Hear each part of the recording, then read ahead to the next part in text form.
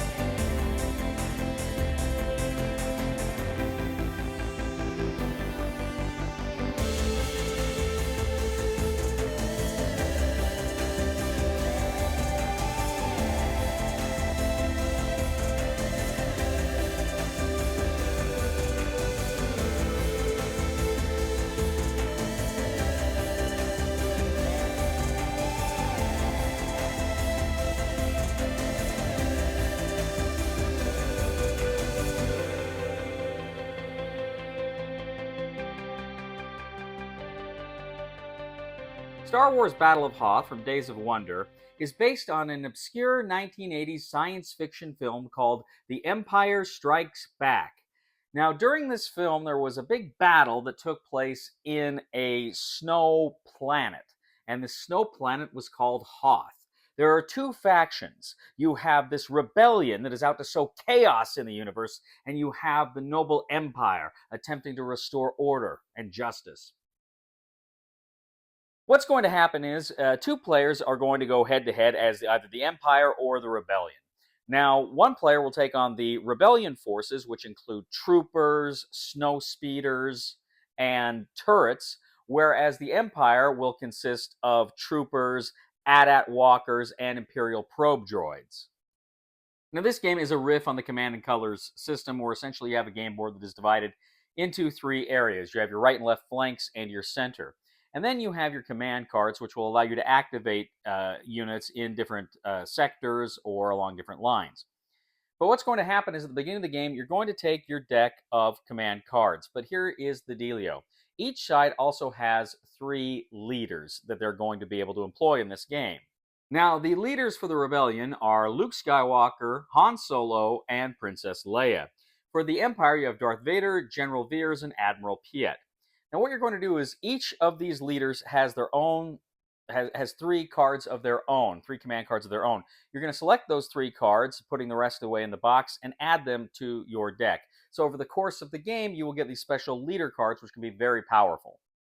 Now, again, this plays very much like Memoir 44. You will have various scenarios. Now, the scenarios will give you information, obviously, how to set up the board. You're going to place out terrain tiles, and the terrain tiles may have certain modifiers. Some of them may allow you to have protection when you're on them so that your opponents will roll less dice when you're on there. Some of them will block line of sight. Some units can't move over. There's all different kind of effects of the terrain.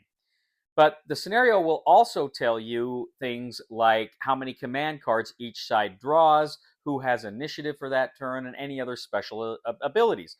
For instance, if there are any special forces units on the board, you put tokens next to those units, and that will show you if they can have any special abilities in the game. So you have the number of command cards that you select, and you do have a little card holder that you're going to put in front of you, and you will take one of those cards on your turn, and you will play it. Now, typically, this will let you order units, as I say, either in your right, left, or center section. Sometimes it will let you order units kind of anywhere on the board within special circumstances. If for any reason you can't activate anything, you can just play the card down and draw another card. But critically, once you play that card, you can activate whatever units you want to. You have to designate all the units that can be activated. You're going to designate which units are activating at that time. Then you're going to go ahead and move the units if you wish to move them. And most units can move a space and then fire. Most of your troopers can move a space or fire, or they can move 2 spaces. Your speeders have a greater range. They can, I think, move up to 3 spaces and still attack. So there's a lot of different things that you can do. I think the walkers only move one space, but then they can attack. So there's different things there. But you also have the rebels have the turrets, which have no movement at all. But once you move, if you can, then you go ahead and attack. And just like in Memoir, you're counting the hexes from the space with the unit in it to the target. And then depending on what space that target is in is going to determine how many die you're going to roll. For instance, if a trooper is shooting at something 3 spaces away, they'll roll 1 die. If it's 2 spaces away, they'll roll 2. And if it's 1 space away, they'll roll 3. So the closer they are, the more dice they're going to roll in that situation.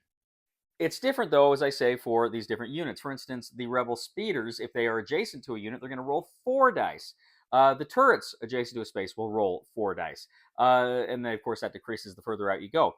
The walkers, however, the AT-ATs, they can fire 3 dice up to 3 spaces regardless. So they're very powerful units, even at range. Now, when you roll die, essentially you're looking for certain hits at the unit you're attacking. For instance, if you roll a blast, that's an automatic hit for any unit. But if you're trying to hit the troopers, you have to roll the trooper symbol or a blast. If you want to hit a vehicle, the AT-AT or the snowspeeder or the turret, you have to either roll a blast or the kind of mechanical symbol on the dice.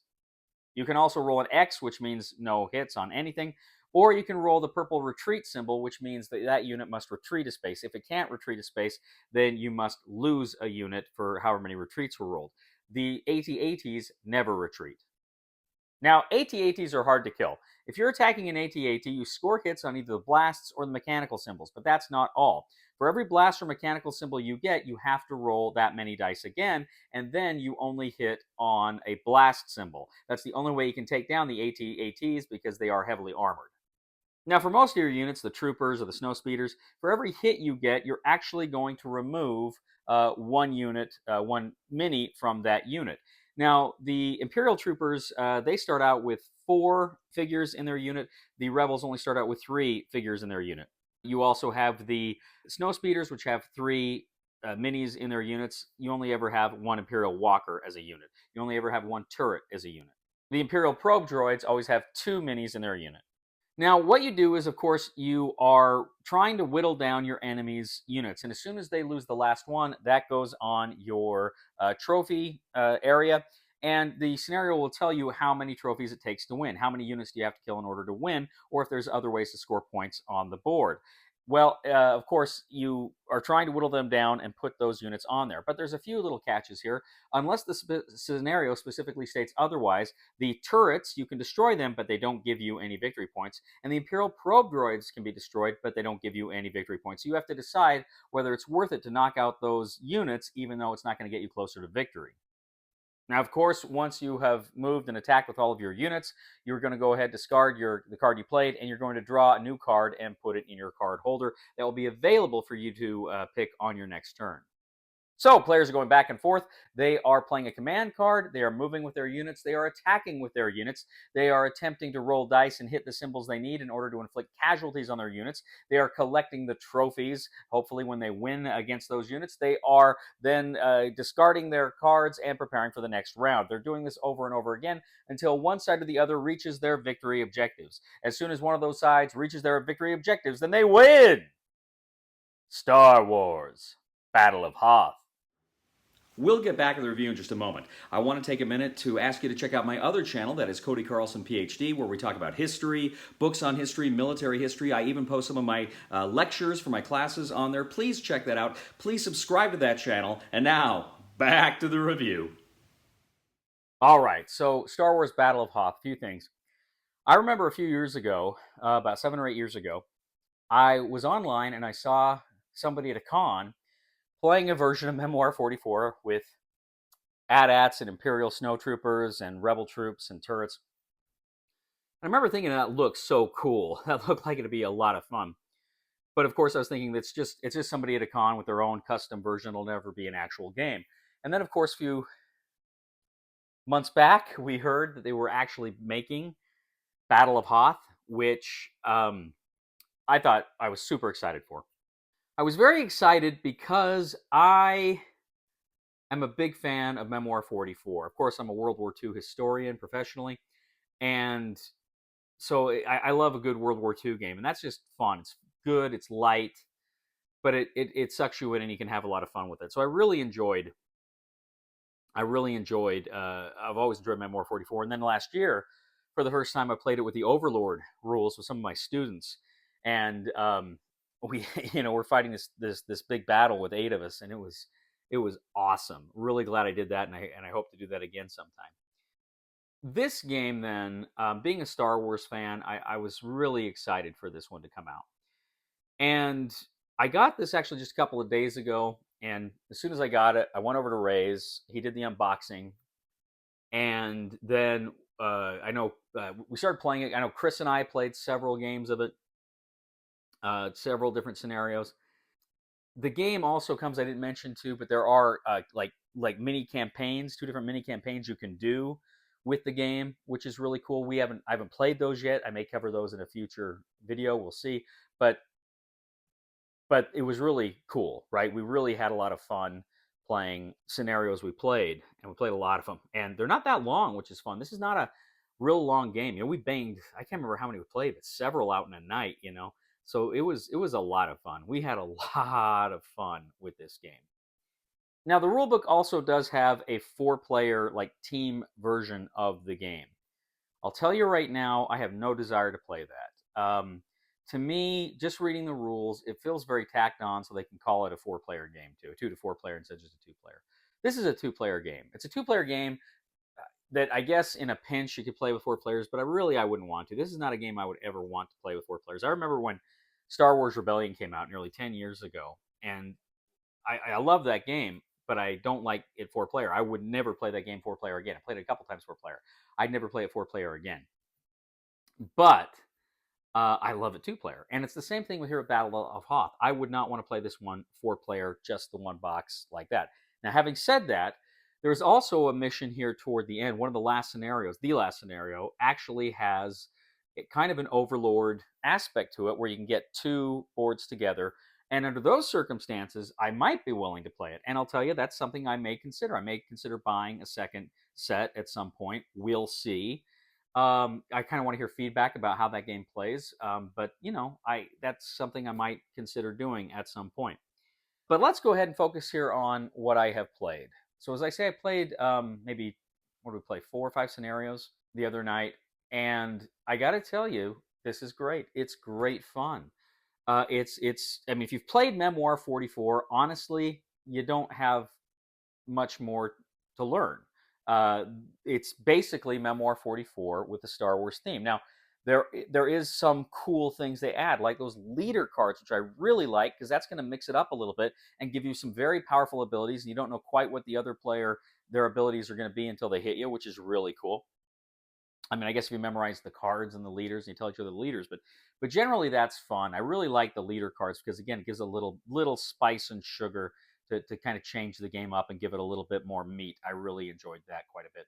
Now, if you do the campaigns, again, I haven't played the campaigns, but if you do the campaigns, there are also support cards that you can use, other kinds of cards that help you in the game. I'm kind of eager to see how those play. So again, I may have to do another video at some point on those. But from what I've played, I had an absolute blast with this game. It is so much fun. What I love about this is, again, most Commands and Colors games, a lot of them anyway, the scenarios are not that long, but they are filled with tough choices. They're filled with tense die rolls. They're great fun. I remember the very first Command and Colors game I ever played was Battle Cry, which is the Civil War one. And I remember I bought that and I played it with Zach a lot. And I was over to his house one night, and I had it in my car. I said, "Do you want to?" It was getting late. We said, "Do you just want to play a quick game of that?" "Oh yeah, we'll play a game." And we played a game, and it was over in 20 minutes. We're like, well, let's play another one. So we played another one. Let's play another one. We ended up playing about 7 or 8 scenarios. We were having so much fun. And it's the same thing. We actually wanted to move on to play another game last night, and I was like, okay, all right. Finally I said, let's play something else. But this is a game I could just play all night over and over again because it's so much fun. Right now, as it stands, this is another contender for Game of the Year. We'll see. It's got some competition, but I'm really, really enjoying this one quite a bit. Great Star Wars theme, and the artwork here too. I think the artwork is brilliant. It's beautiful. They did just a great job. The production, the minis are great. Everything about the production here, the card holder, I like. It's kind of circular here, so that's one of the things in the others in the Memoir 44.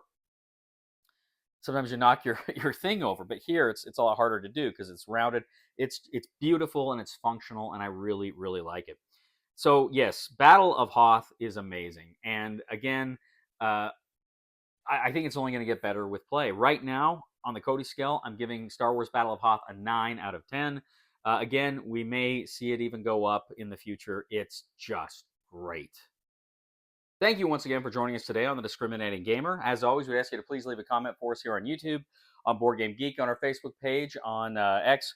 We really want to hear back from you. Now, also, too, we would ask you to please like this video and subscribe to our channel if you haven't done that already. And we would also ask you to check out my other channel, that is Cody Carlson, PhD, where we talk about history, military history, books on history, fun things like that. It would mean the world to me if you would subscribe to that channel as well. And if you really do like what we do here on The Discriminating Gamer, I would humbly ask you to click on the Super Thanks button and leave a tip. My wife told me that now that we're married, I'm going to have to give up board games. I told her she's starting to sound a lot like my ex-wife. She said she didn't know that I was married before. I told her I haven't been.